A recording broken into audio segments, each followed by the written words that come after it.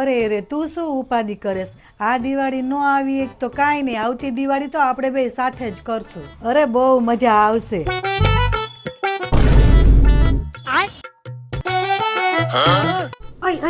મારી બેનપણીનો ફોન છે, તમે બેહીને વાત કરી લ્યો તો. લાવ હું પોતું માર દઉં છું, જાઓ. આ તો એને મને ફોન આપી દીધો, ઈ કઈ કામ કરવા ગઈ. વાત કરો વાત.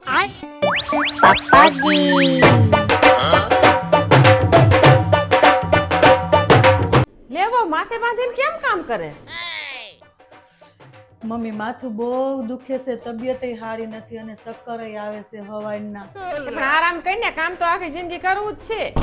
મમ્મી ઘરનું કામ તો બધુંય કરવું પડે ને, હું નહીં કરું તો કોણ કરશે? હા તે આવવાનું જ છે ને મારે. આ તો વાત તો થઈ આપણે.